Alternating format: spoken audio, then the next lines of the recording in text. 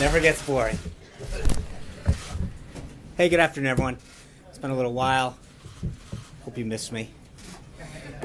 Missed us? Absolutely. We've got a lot to talk about today, so let's get right to it. First off, I want to acknowledge the tragic plane crash that occurred in Australia that took the lives of 5 individuals, including 4 Americans. The President's thoughts and prayers are with the families of the victims, and the U.S. Embassy and Consulate are ready to provide necessary and appropriate assistance. Moving on, the President was honored to announce that Lieutenant General McMaster will be his national security advisor. General McMaster served his nation in the United States Army for over 3 decades, including during Operation Iraqi Freedom, Operation Enduring Freedom, and Desert Storm.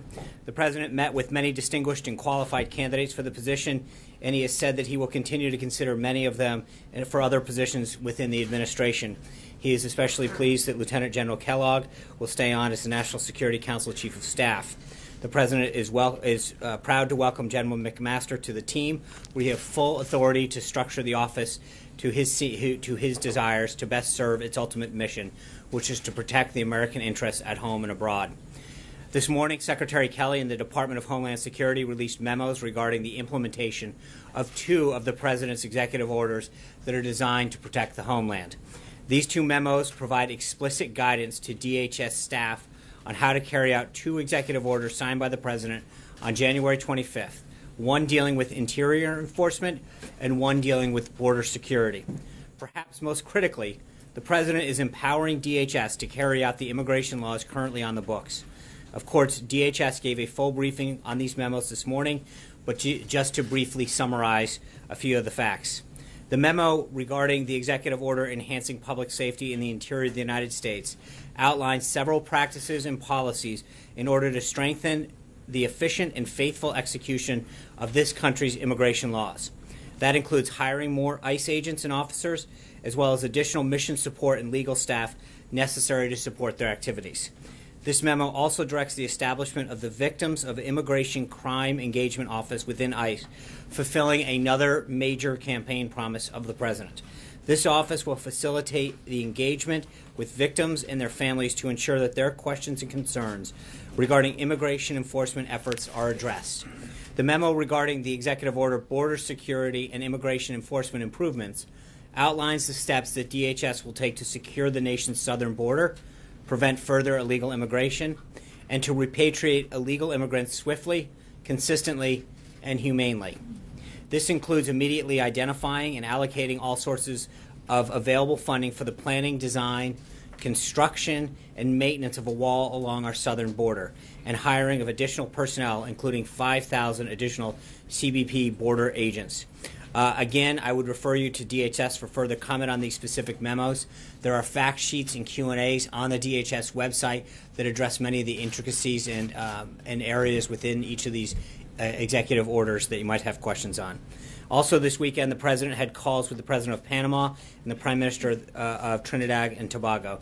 Readouts of those calls have both been provided.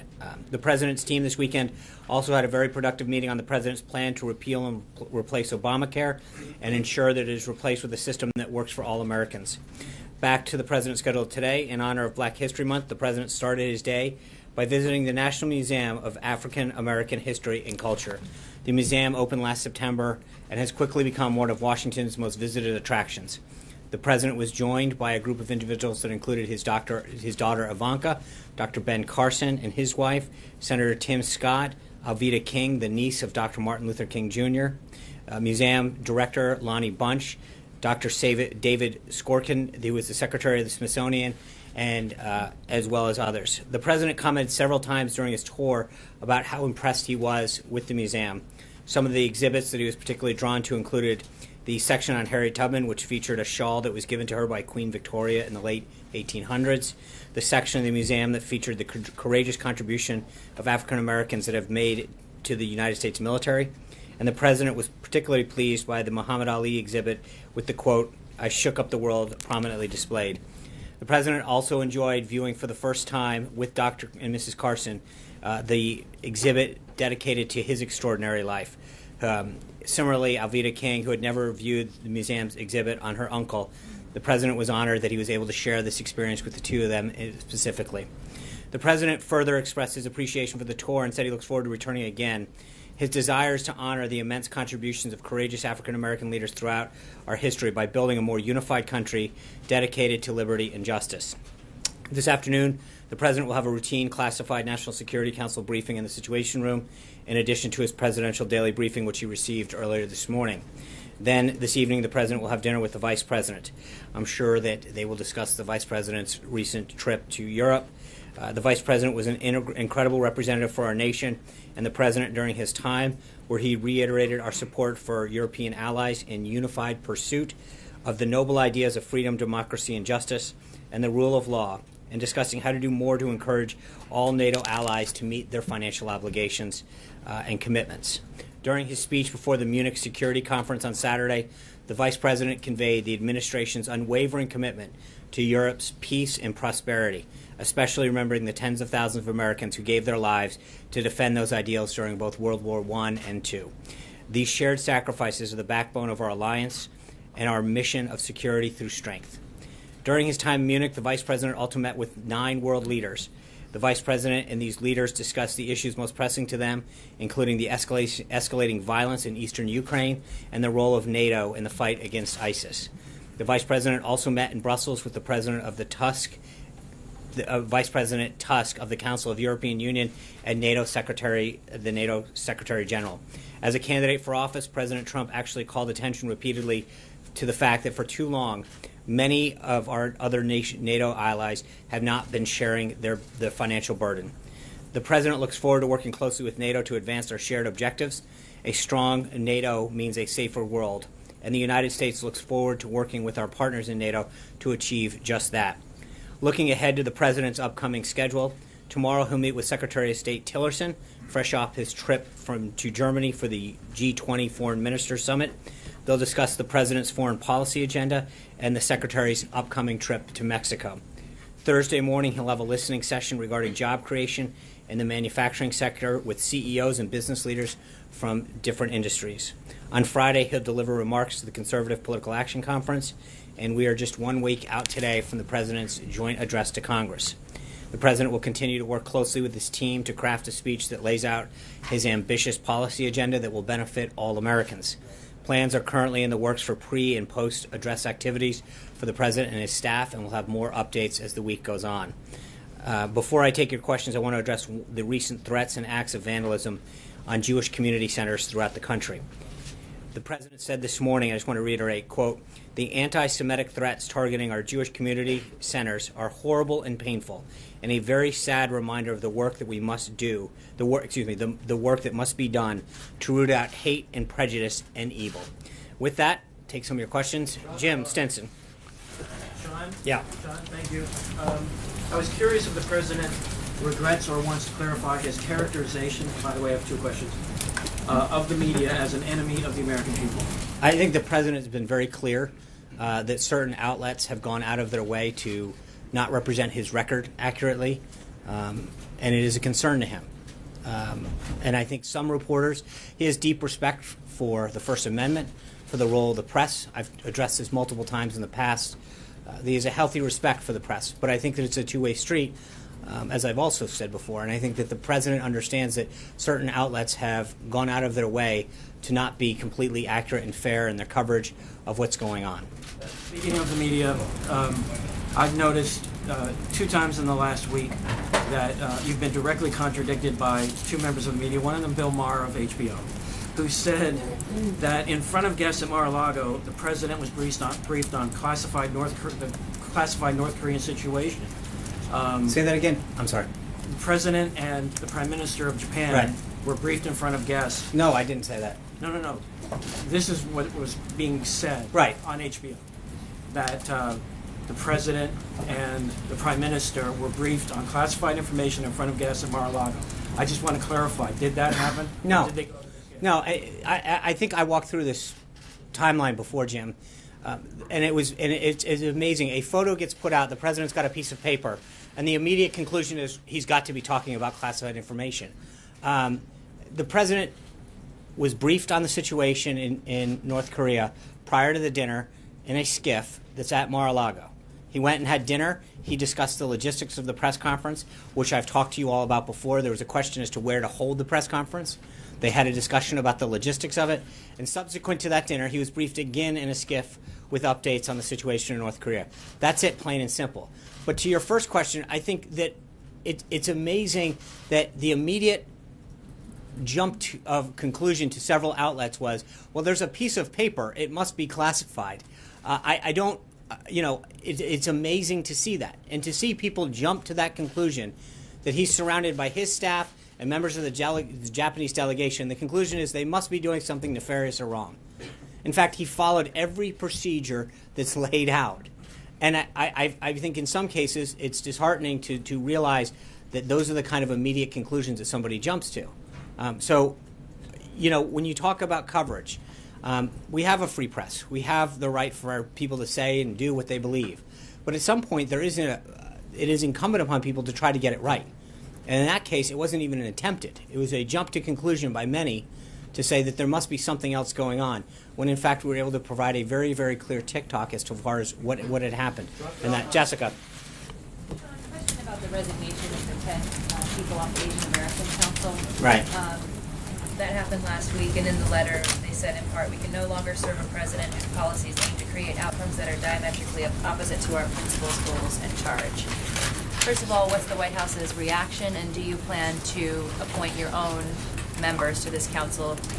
Yeah, those members of that council were political appointees of the Obama administration. Their terms were set to expire this year. So it's not surprising in the sense that they were appointees of Barack Obama. They were going to have their terms expire. But I get it. But most political appointees from other agencies or whatever would automatically resign because of the term of these individuals. They would carry through to later in the year. But I don't think it's surprising that people who were appointed by Barack Obama to fulfill his agenda suddenly understand that there is a new administration in town and didn't want to stay on board. But we will make sure that we appoint people to this task force. It's important. It's been something that's provided guidance to multiple presidents in the past, and we will continue to do that. Shannon. On the statement today about the anti-Semitic acts, Yeah. What specifically is the president going to do to address that issue? And along those lines, there were reports earlier on that he was considering changing the mandate of this countering violent extremism program to focus just on Islamic extremist groups. Is he still considering that, or would he also leave the scope of the program to also consider... Are you talking about the travel executive order? No. This is the countering violent extremism program Right. that... Yeah, and again, I think we're getting ahead of ourselves there. There's nothing to announce on that front. And secondly, to the first part of your question, I think the president's going to do what he's talked about since election night. It's through deed and action. Talk about how we can unify this country and speak out against, hate, anti-Semitism, racism, and he's going to continue to do that. And I think that he will show you over the course of months and years through what he does in terms of his policies and his speech that he is going to be a president that brings people together, that unites them, and that speaks very, very forcefully against those who are seeking to do hate or to tear people down because of their religion or their gender or the color of their skin. I mean, those are all things that I think the president's clear on. John. Two questions unrelated, if I could. The next big piece in the immigration profile here at the White House is going to be the new executive order. Is the president confident that this one will pass legal muster? And if he is, what gives him that confidence?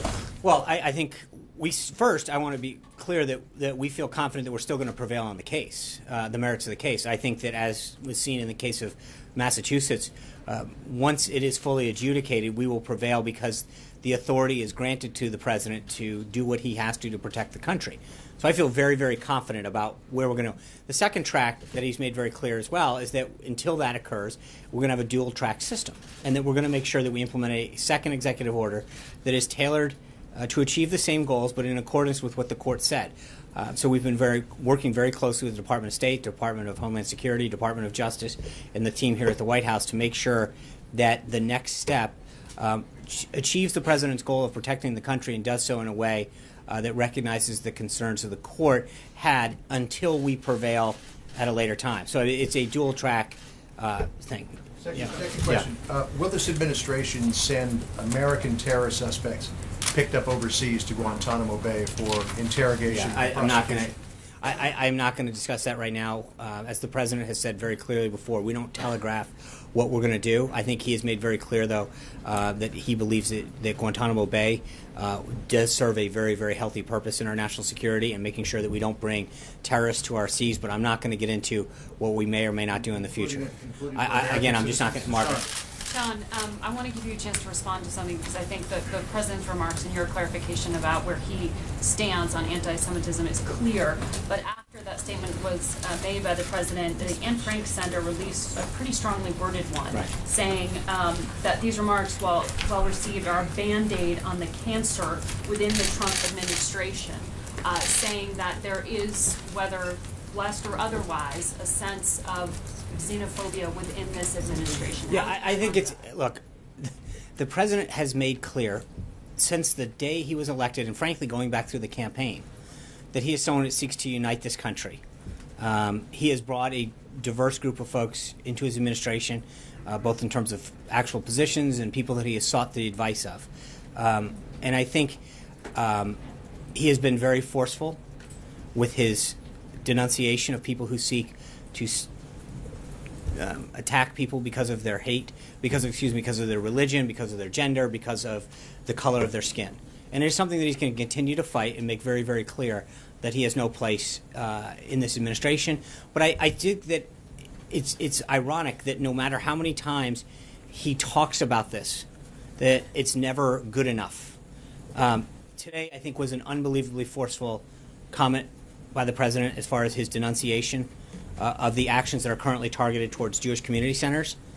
But I think that he's been very clear previous to this that he wants to be someone that brings his country together and not divide people, especially in those areas. So I saw that statement. I wish that they had praised the president for his leadership in this area, and I think that hopefully as time continues to go by, they recognize his commitment to civil rights, to voting rights, to equality for all Americans.